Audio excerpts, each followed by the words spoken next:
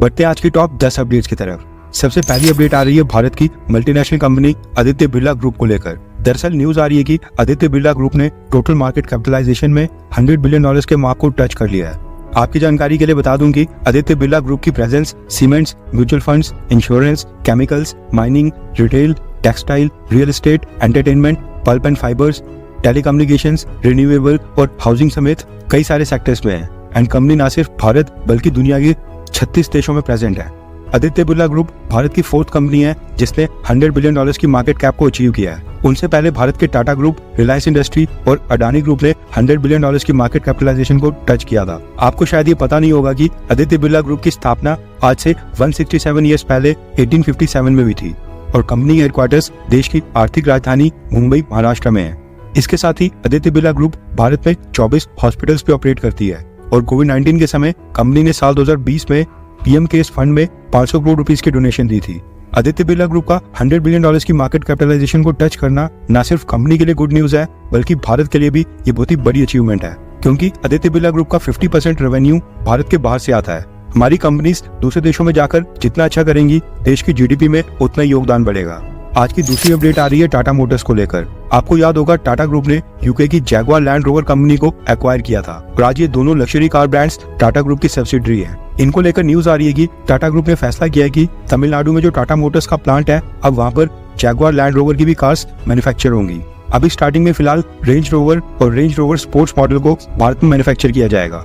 बाद में धीरे धीरे कंपनी के बाकी मॉडल्स की मैन्युफैक्चरिंग भी भारत में शिफ्ट की जाएगी। अभी तक ये दोनों मॉडल्स केवल यूनाइटेड किंगडम यानी कि ब्रिटेन में मैन्युफैक्चर होते थे और वहीं से दुनिया के 121 देशों में एक्सपोर्ट होते थे। भारत में भी जैगुआर लैंड रोवर्स की कार यूनाइटेड किंगडम से इंपोर्ट हुआ करती थी। रिपोर्ट्स के मुताबिक भारत में मैन्युफैक्चर होने से ये दोनों मॉडल्स और भी सस्ते होंगे और अनुमान लगाया जा रहा है कि जैगुआर लैंड रोवर की कार्स कम से कम भी 18 से 22% भारत में सस्ती हो जाएंगी। भारत में मैन्युफैक्चर्ड ये दोनों मॉडल्स न सिर्फ भारत की मार्केट में सेल किए जाएंगे बल्कि दुनिया के 121 देशों में जहाँ भी जैगुआर लैंड रोवर की प्रेजेंस है वहाँ भी इन कार्स को एक्सपोर्ट किया जाएगा। एक्सपर्ट्स का मानना है कि जैगुआर लैंड रोवर की कार्स जब भारत में मैन्युफैक्चर होंगी, कीमतें ऑटोमेटिकली कम हो जाएंगी। उसके कारण मार्केट में कंपटीशन बढ़ेगा और जो बाकी लग्जरी कार ब्रांड्स हैं, मर्सिडीज, BMW, ऑडी, पोर्शा, ये सारे ब्रांड्स भी मजबूर हो जाएंगे कि ये भी अपनी कार्स की कीमतों को कम करें और वो तभी पॉसिबल हो पाएगा जब ये कंपनीज अपनी मैन्युफैक्चरिंग भारत में शिफ्ट करेंगी। कहने का मतलब है कि जैगुआर लैंड रोवर के इस कदम से न सिर्फ कंपनी को फायदा होगा बल्कि देश को भी फायदा होगा। आज की थर्ड अपडेट आ रही है रशिया और G7 कंट्रीज को लेकर। आपको याद होगा यूक्रेन युद्ध स्टार्ट होने के बाद अमेरिका और उसके अलाइज ने उनके देश में रशिया के $300 बिलियन के एसेट्स अचानक से सीज कर दिए थे। अब G7 संगठन के देशों ने डिसाइड किया है कि उन्होंने जो रशिया के एसेट्स सीज किए थे अब वो उनको बेचकर जो भी फंड्स इकट्ठा होगा उसको यूक्रेन की मदद के लिए यूक्रेन को ट्रांसफर करेंगे। दरअसल यूक्रेन युद्ध को अब 2 साल से ज्यादा का समय हो गया है। ऐसे में अमेरिका और उसके सभी अलाइज पिछले 2 सालों से यूक्रेन को कई बिलियन डॉलर्स की फाइनेंशियल एड और फंड्स दे चुके हैं। एक रिपोर्ट के मुताबिक अकेले अमेरिका ने यूक्रेन को $175 बिलियन की फाइनेंशियल एड अभी तक दे दी है, जबकि 60 से 70 बिलियन डॉलर्स यूरोपियन यूनियन के देशों ने भी दिए हैं, जिसके कारण इन सब देशों की सरकारों के खुद के बजट हिल गए हैं। इसलिए G7 देशों ने ये डिसाइड किया है कि वो रशियन एसेट्स को मोनेटाइज करके फंड्स को यूक्रेन को ट्रांसफर कर देंगे ताकि यूक्रेन रशिया के खिलाफ लड़ाई में उनको यूज कर पाए। अभी फिलहाल ड्राफ्ट स्टेटमेंट आ गई है और माना जा रहा है कि ये जो नेक्स्ट G20 समिट 13 जून से 15 जून को इटली में होने जा रहा है उसमें इस एग्रीमेंट के ऊपर साइन भी हो जाएंगे। भारत के प्रधानमंत्री मोदी जी भी उस G7 समिट को अटेंड करने के लिए इटली जा रहे हैं। इटली की प्राइम मिनिस्टर जॉर्जिया मेलोनी ने खुद ही प्रधानमंत्री मोदी को इन्वाइट किया है। आज की 4th अपडेट आ रही है भारत और अमेरिका को लेकर। आपको याद होगा अमेरिका ने कुछ ही महीने पहले भारत के ऊपर आरोप लगाया था कि भारत सरकार के एक एजेंट ने अमेरिकन धरती के ऊपर सिख फॉर जस्टिस के हेड गुरपतवंत सिंह पन्नू की हत्या करवाने की कोशिश की थी। अमेरिका ने भारत के ऊपर आरोप लगाया था कि भारत के एक एजेंट ने चेक रिपब्लिक में भारतीय मूल के निखिल गुप्ता को वहां पर हायर किया था और उसको कहा था कि वो अमेरिका में एक हिटमैन को हायर करे जो गुरपतवंत सिंह पन्नू की हत्या करेगा। ये आरोप लगाते हुए अमेरिका ने कहा था कि उनके पास इस बात के सबूत के तौर के ऊपर मनी ट्रेल भी है। निखिल गुप्ता ने यूएस में एक हिटमैन को $1 लाख कमिट किए थे, जिसमें से $60,000 ट्रांसफर भी कर दिए थे। लेकिन निखिल गुप्ता ने जो हिटमैन हायर किया था वो अमेरिका की इंटेलिजेंस एजेंसी द्वारा प्लांट किया गया एक एजेंट था। ये केस सामने आने के बाद अमेरिका ने चेक रिपब्लिक की गवर्नमेंट को कहा कि वो निखिल गुप्ता को एक्स्ट्राडाइट करके अमेरिका को भेज दे। लेकिन निखिल गुप्ता ने इसके खिलाफ चेक रिपब्लिक की कोर्ट में एक अपील दायर की थी, जिसके बाद अब वहाँ की कोर्ट का भी फैसला आ गया है, जिसमें चेक रिपब्लिक की कोर्ट ने निखिल गुप्ता की अपील को रिजेक्ट कर दिया है। अब चेक रिपब्लिक में रह रहे निखिल गुप्ता को वहाँ की सरकार कभी भी अमेरिका को सौंप सकती है। निखिल गुप्ता चेक रिपब्लिक में ऑलरेडी अरेस्टेड है। आप सोचिए कि अमेरिका पन्नू की सुरक्षा के लिए कितना चिंतित है। उसको FBI और CIA के एजेंट्स भी अभी कवर दे रहे हैं, और ये वही पन्नू है जो भारत के पंजाब को अलग करके खालिस्तान की मांग करता है। और फिर अमेरिकन कहते हैं कि भारत इनका सबसे करीबी दोस्त है। आज की 5th अपडेट आ रही है भारत की मिलिट्री एक्सरसाइजेस को लेकर। आपको पता है कि आज की डेट में भारत की सेना दुनिया के कई देशों के साथ मिलिट्री एक्सरसाइजेस करती है। आर्मी, एयरफोर्स, नेवी और हमारी स्पेशल फोर्सेस। भारतीय सेना हर तरह की बायलैटरल एक्सरसाइजेस करती है। अब एक डेटा सामने आया है जिसमें बताया गया है कि पिछले 20 सालों में भारत की आर्म्ड फोर्सेस ने सबसे ज्यादा मिलिट्री एक्सरसाइजेस कौन से देश के साथ की हैं। डेटा के मुताबिक टॉप के ऊपर है अमेरिका। पिछले 20 सालों के दौरान हमारी 18% मिलिट्री एक्सरसाइजेस अमेरिका के साथ ही थी। सेकंड नंबर के ऊपर है फ्रांस, और हमने फ्रांस के साथ पिछले 20 सालों के दौरान अपनी 10% मिलिट्री एक्सरसाइजेस की हैं। थर्ड के ऊपर है सिंगापुर, और हमारी टोटल जितनी एक्सरसाइज थी उनमें से 9% हमने सिंगापुर की सेना के साथ की है। और फोर्थ के ऊपर है हमारा प्यारा दोस्त रशिया।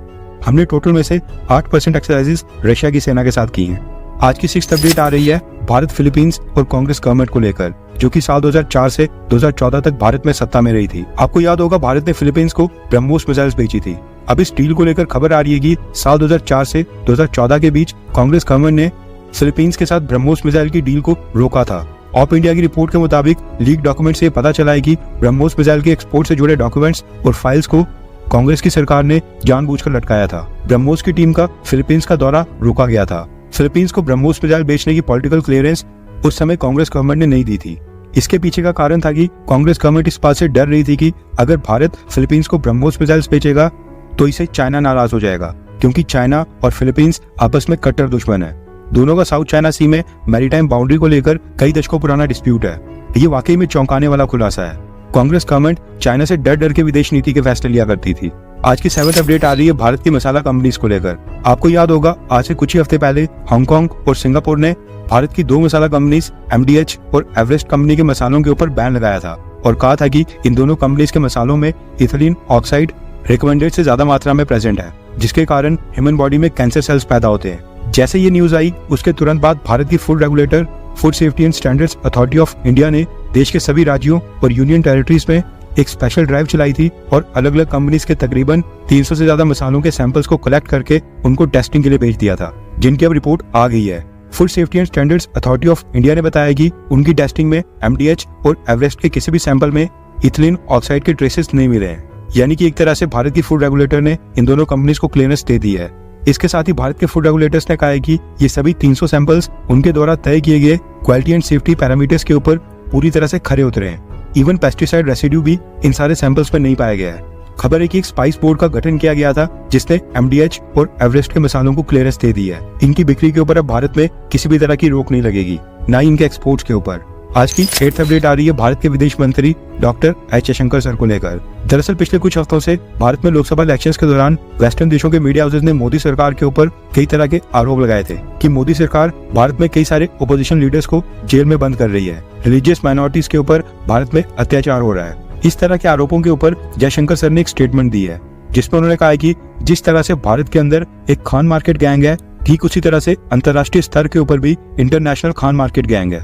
जब भी भारत की खान मार्केट गैंग की सेल्स कम हो जाती हैं तो वो इंटरनेशनल खान मार्केट की गैंग उनकी सपोर्ट के लिए आ जाती है। फिर वो भारत के चुनावों को भी प्रभावित करने की कोशिश करते हैं और कोशिश करते हैं कि भारत की राजनीति उस दिशा में जाए जो कि एक स्पेसिफिक माइनॉरिटी को बेनिफिट करे। लेकिन भारत उनको ऐसे रिजल्ट देगा, ऐसा परिणाम देगा जो उनको बिल्कुल भी पसंद नहीं आएगा। आज की 9th अपडेट आ रही है भारत के national security adviser Ajit Doval sir को लेकर। दरअसल अजीत डोवाल सर BSF के एक इवेंट को संबोधित करने के लिए गए थे, जहाँ पर उन्होंने इजराइल की जमकर तारीफ करते हुए कहा कि ईरान के मिसाइल्स और ड्रोन अटैक्स के खिलाफ इजराइल ने जो अपने आप को डिफेंड किया था वो शानदार था। उन्होंने कहा कि इजराइल ने ईरान की 99% मिसाइल्स को डिटेक्ट करके उनको नष्ट कर दिया था। केवल 2 से 3 मिसाइल्स थी जो कि इजराइल में हिट हुई थी। ये ताकत होती है टेक्नोलॉजी की। इसके साथ ही अजीत डोवाल सर ने यह भी कहा कि इतना सब होने के बावजूद इजराइल से एक ब्लंडर हो गया था। इजराइल ने 7 अक्टूबर को एक बहुत ही बड़ी गलती कर दी थी और 7 अक्टूबर को इजराइल का एक बहुत ही बड़ा इंटेलिजेंस फेलियर देखने को मिला था जब उसके ऊपर हमास के आतंकियों ने हमला कर दिया था। इसके बाद अजीत डोवाल सर ने कहा कि भारत के बॉर्डर्स के ऊपर जितने भी लोकल लोग रहते हैं वो भारत के आंख और कान हैं और वो लोग देश की सेना को बहुत ही कीमती इंटेलिजेंस इनपुट्स देते हैं, बताते हैं कि एनिमी की क्या क्या मूवमेंट्स हैं। इसके साथ ही अजीत डोवाल सर ने आचार्य चाणक्य की कोट को याद करते हुए कहा कि जिस देश के बॉर्डर्स के ऊपर वहाँ पर रह रहे लोग आपके खिलाफ हों, आपसे खुश ना हो, उन्हें कोई सुख सुविधा नहीं मिल रही हो तो आप अपने बॉर्डर्स को कंट्रोल कभी नहीं कर सकते हैं। इसलिए भारत को भी बॉर्डर्स के ऊपर रह रहे लोगों को सारी सुख सुविधाएं देनी होंगी, उनको खुश रखना पड़ेगा ताकि वो इंटेलिजेंस गैदरिंग और इंटेलिजेंस इनपुट्स में भारतीय सेना की मदद करें। आज की 10th अपडेट आ रही है पाकिस्तान से।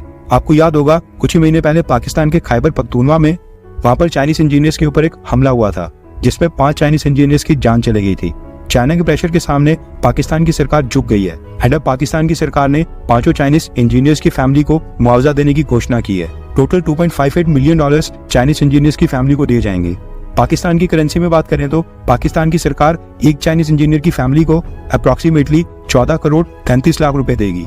5 फैमिलीज को टोटल 71 करोड़ 68 लाख रुपए दिए जाएंगे। ये वाकई में बहुत ही ह्यूज अमाउंट है क्योंकि इस समय पाकिस्तान की सरकार ऑलरेडी दूसरे देशों के कर्जों के ऊपर चल रही है और पाकिस्तान में तो आतंकी हमलों में हर दूसरे दिन पाकिस्तान के कई सारे लोगों की वहां पर जान जाती है। उनको तो पाकिस्तान की सरकार मुआवजे के तौर पर 1 रुपए भी नहीं देती है। ये होता है जब आपका देश कंगाल होता है, दूसरे देशों की सरकारों को खुश करने के लिए ये सब काम करने पड़ते हैं। आज के लिए बस इतना ही। जय हिंद, वंदे मातरम।